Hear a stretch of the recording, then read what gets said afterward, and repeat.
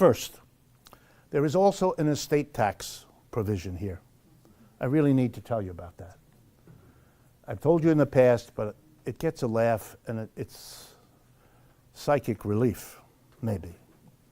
Under the law today, that is the law before it's changed, under the law today, the first $11 million that you and your spouse leave to your children is tax-free at the federal level. There is no estate tax on the first $11.5 million.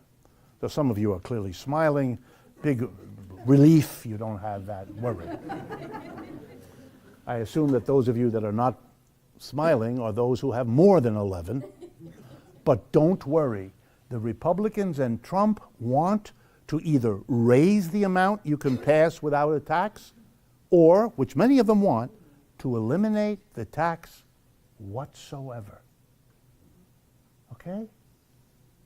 Now let's talk about that briefly. The richest man in America today is Jeffrey Bezos. He's the head of Amazon, and his wealth last week went over $100 billion. Just to give you an idea, there are 54 countries in Africa, 54, count them. Only 4 of the countries in Africa produce more goods and services in a year than Mr. Bezos owns. He is a bigger player in the world economy than 50 out of the 54 countries in Africa. Okay? Mr. Bezos has more money than the 16 poorest states in the United States produce in a year of the work of their citizens. This is Pharaoh. This is absurd. With the new law, Mr. Bezos will be able to leave the entire $100 billion without a federal tax to his children. It represents the end of any vague effort of the United States to break from the old Europe that it thought it was doing at the time of the American Revolution. You're creating here, and you're cementing into place, a hereditary ruling class.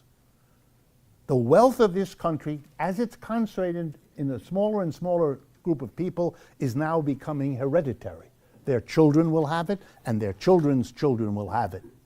And if the rich have it, you and your children won't.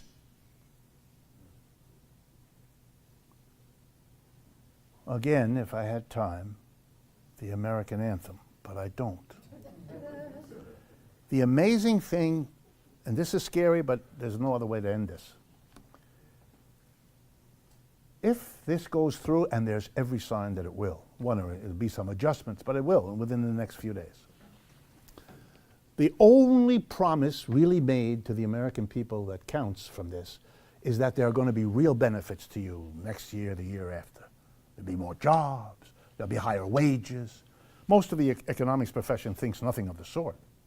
Nothing of the sort. Now let's suppose the profession is right and the Republicans are wrong. On the one hand, they don't care because they're taking care of the rich people who put them in office and who pay them.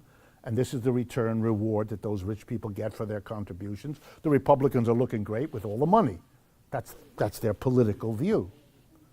But if the mass of people are screwed, then the only real political question in America will be, how do you explain that?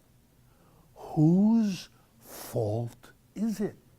Where are you going to put your anger that you are not getting government supports at a time when you're not getting any improvement in your life?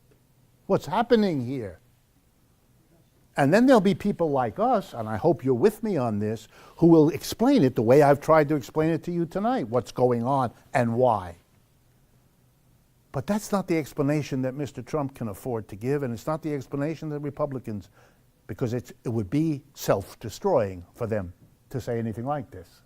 They've got to come up with an alternative explanation for why they did what they did and it didn't have the good consequences for everybody else. Why the trickle down didn't happen. And they're going to have to blame somebody else, or else the blame is going to come on them.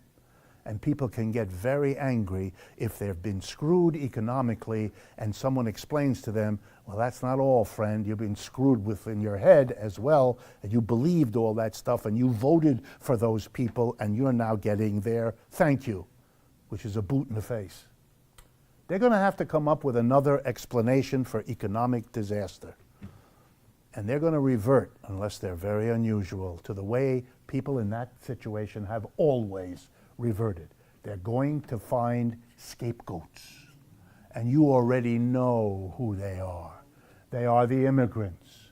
They are the African Americans. They are the people who aren't white. They are, you fill it in, the intellectuals, the urban people, the northerners. It doesn't really matter. It varies.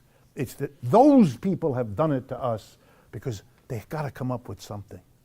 And if the rest of us fight back, then this country dissolves. And you ought to worry about that, because that's not a pretty prospect. But it is the kind of relentless dead-end corner into which the society